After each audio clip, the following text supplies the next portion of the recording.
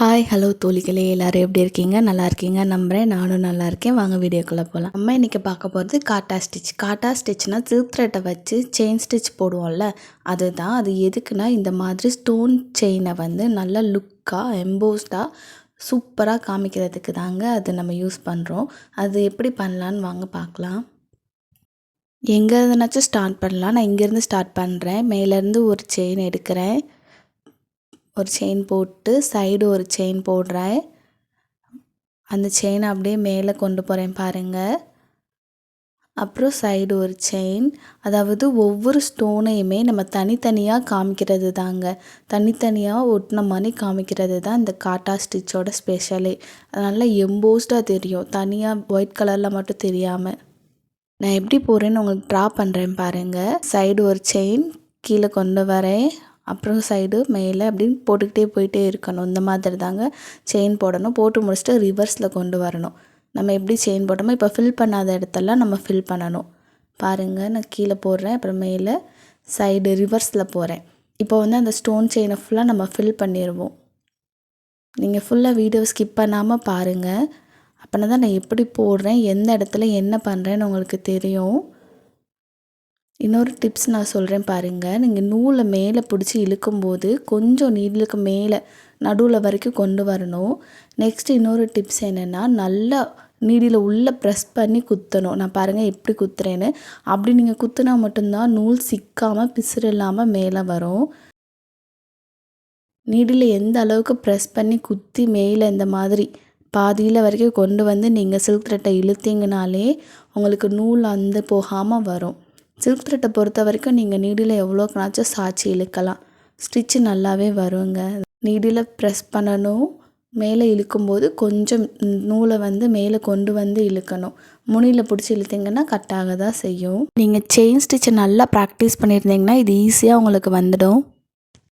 Video ஃபுல்லாக பாருங்கள், நான் எப்படி எந்த இடத்துல என்ன பண்ணுறேன்னு. நீங்கள் ஸ்டோன் வந்து ஒட்டும்போது அந்த லீஃப் அந்த மேலே காம்பு பகுதியில் கொஞ்சம் தள்ளி தள்ளி ஒட்டுங்க. அப்போனா தான் இந்த ஸ்டிச்சு நூலை வந்து நம்ம ஸ்டிச்சு போடும்போது நமக்கு கொஞ்சம் கேப் கிடைக்கும், நல்லாவும் இருக்கும். ஃபினிஷ் பண்ணும்போது பாருங்கள், நீங்கள் ரொம்ப ஒட்டி ஸ்டோன் செயினை ஒட்டிட்டிங்கன்னா மேலே அந்த லீஃப் எல்லாத்தையுமே இந்த மேங்கோவோடு சேர்த்து ஒட்டியிருந்தீங்கன்னா உங்களுக்கு வந்து நம்ம சில்க் த்ரெட்டை வச்சு நம்ம ஸ்டிச் போடும்போது அந்த கேப் இல்லாமல் அசிங்கமாக இருக்கும். பாருங்கள், இப்போ நான் ஃபினிஷ் பண்ண போகிறேன். இப்போ நான் வந்து லாக் போட மாட்டேன். லாக் போடணுன்னா நீங்கள் போட்டு கண்டினியூ பண்ணலாம். நான் லாக் போடாமல் அப்படியே கண்டினியூ பண்ணுறேன் பாருங்கள். இப்போ நான் ரிவர்ஸில் கொண்டு போகிறேன் பாருங்கள். லாக் போடாமல் இப்போ ஃபில் பண்ணாத செயினில் எங்கெங்கெல்லாம் கேப் இருக்கோ அங்கெல்லாம் ரிவர்ஸில் போனாலே உங்களுக்கு ஆட்டோமேட்டிக்காக ஃபில் ஆகிடும். நீங்கள் எப்பயும் போல் கொண்டு போயிட்டே இருந்தீங்கனாலே ஃபில் ஆகிடும். இந்த காட்டா ஸ்டிச் போடும்போது ரொம்ப பொறுமையாக நீங்கள் போடணும். ஏன்னா அதிகமாக பிகினர்ஸ்க்கு நூல் ரொம்ப கட்டாக சான்ஸ் இருக்குது. ஏன்னா அந்த ஸ்டோனே நம்ம நூலை கட் பண்ணி விடுறதுக்கு ரொம்ப சான்ஸ் இருக்குது. ஸோ நீங்கள் எவ்வளோக்கு எவ்வளோ நூலை வெளியில் இழுத்து நல்லா போடுறீங்களோ அவ்வளோக்கு அவ்வளோ உங்களுக்கு வந்து பெஸ்ட்டாக வரும். பொறுமையாக போடுங்க. இது வந்து நீங்கள் இப்போ ப்ளவுஸ்லையே ஒரு ஸ்டோன் ஒட்டுறீங்கன்னா அதை வந்து நல்லா எம்போஸ்டாக காமிங்க. வெறும் ஒயிட் கலர் மட்டும் ஒட்டினா நல்லா இருக்காது. அதுக்கு இந்த மாதிரி அவுட்லைனில் வந்து சில்க் த்ரெட்டில் கலராக வேறு ஏதாவது கலர் கொடுத்து, இப்போ ஒரு மேங்கோ டிசைன் போடுறீங்க அப்படின்னா அந்த மாதிரி பிங்க்கு இல்லாட்டி இந்த மாதிரி எல்லோ இந்த மாதிரி ஏதாவது ஒரு கலர் கொடுத்து நீங்கள் போடலாம். சூப்பராக இருக்கும். இப்போ பாருங்கள், நமக்கு வந்து ஒரு மாதிரி ஆக்வர்டாக தெரியுது. நம்ம இதை வந்து கரெக்ட் பண்ணணும். அப்புறம் என்ன பண்ணணும்னா செயின் ஸ்டிச் போடணும். நம்ம அவுட்லைனில் நம்ம செயின் ஸ்டிச் போட்டோன்னா நமக்கு நீட் ஃபினிஷிங் செம்மையாக இருக்கும் லுக்கு. பாருங்கள், நான் செயின் ஸ்டிச் ஃபுல்லாக முடிச்சுட்டு உங்களுக்கு காமிக்கிறேன் எப்படி இருக்குன்னு பாருங்கள். நீங்கள் செயின் ஸ்டிச்சை வந்து குட்டி குட்டியாகவும் போடலாம், பெருசாகவும் போடலாம். கொஞ்சம் பார்த்து போடணும். கொஞ்சம் பெருசாக போட்டிங்கன்னா கொஞ்சம் கேப் தெரியும் அசிங்கமாக. ஸோ குட்டி குட்டியாகவும் போடுங்க, பெருசாகவும் போடுங்க, உங்கள் இஷ்டம்தான். ஃபினிஷ் பண்ணும்போது ஏற்கனவே போட்ட செயினில் தான் போய் ஃபினிஷ் பண்ணணும். இப்போ உள்ளே பாருங்கள், இந்த வளைவுல எல்லாம் நீங்கள் குட்டி குட்டியாக போட்டால் தான் கேப் தெரியாது.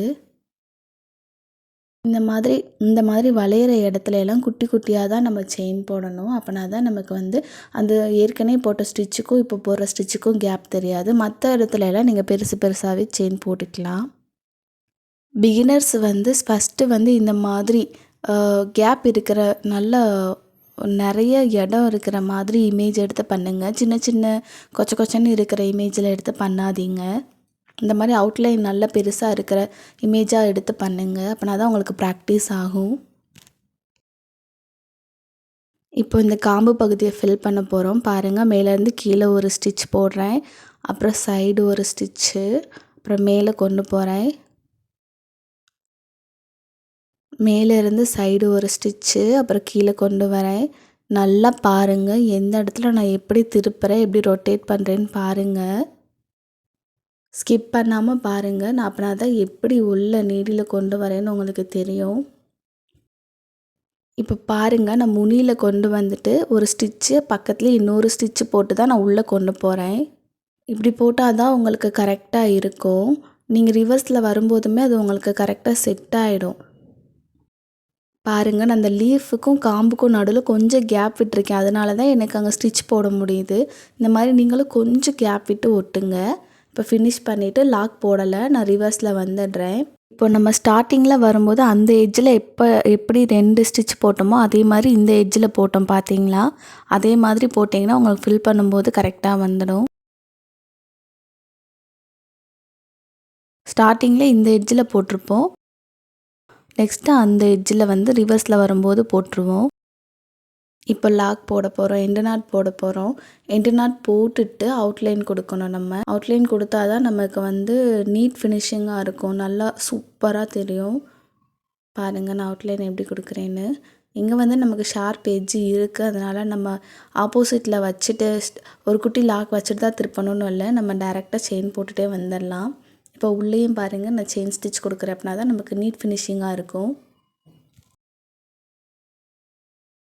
இப்போ லீஃப் ஃபில் பண்ண போகிறோம். இங்கே பாருங்கள், நான் எப்படி ஃபில் பண்ணுறேன்னு. எப்பயும் போல் ஸ்டார்ட் பண்ணுங்கள். ஒரு செயினுக்குள்ளே நான் எப்படி அந்த லாஸ்ட் அந்த எட்ஜில் எல்லாம் எப்படி டேர்ன் பண்ணுறேன், என்ன பண்ணுறேன்னு வீடியோ ஸ்கிப் பண்ணாமல் பாருங்கள். அப்படின்னா தான் உங்களுக்கு தெரியும். இந்த ஸ்டோன் செயின்லேயே ஸ்டிச் பண்ணுறதுக்கு 2 டைப் இருக்குது. அந்த 2 டைப்பில் இது ஒரு டைப்பு. இது அந்த ஸ்டோன் செயினை எம்போஸ்டாக லுக்காக காமிக்கிறதுக்கு தான் நம்ம இது யூஸ் பண்ணுவோம். இப்போ பாருங்கள், நான் அந்த எட்ஜுக்கு கொண்டு வந்துட்டேன். பக்கத்துலேயே ஒரு செயின்னு, அதே ஸ்டோனில் இன்னொரு செயினும் போடுறேன் பாருங்கள். அப்படி போட்டு தான் நீங்கள் உள்ளே கொண்டு வரணும். அப்படின்னா தான் உங்களுக்கு நல்லா லுக்காக இருக்கும். நீங்கள் இப்போயே முதல்ல உள்ளே கொண்டு வந்துட்டிங்கன்னா அந்த செயின் தனியாக தெரியும். ஸோ பாருங்கள், இப்போ ஃபினிஷ் பண்ண போகிறோம் நம்ம.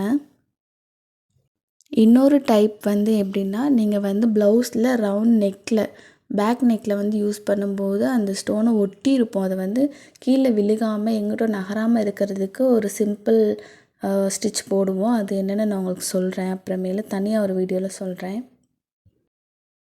இப்போ உள்ளே அவுட்லைன் கொடுக்கணும், உள்ளேயும் வெளியிலையுமே கொடுக்கணும். நான் இப்போ உள்ளே கொடுத்துட்டு உள்ளே அந்த கோடு மாதிரி இருக்குது பார்த்தீங்களா, அதையுமே நான் இப்போ ஃபில் பண்ணிடுவேன். பாருங்கள், லாக் போட்டுட்டு ஃபில் பண்ணிடலாம். இந்த கோடுக்குமே நான் செயின் மட்டும்தான் கொடுக்குறேன் சிம்பிளாக. இப்போ இந்த கோட்டை ஃபில் பண்ணலாம். இப்போ இந்த கோட்டுக்கு ஃபினிஷ் பண்ணும்போது லாக் கொடுக்கலாம். எண்டு நாட் கொடுத்துட்டும் நீங்கள் போடலாம், இல்லாட்டி அப்படியேவும் டர்ன் பண்ணலாம்.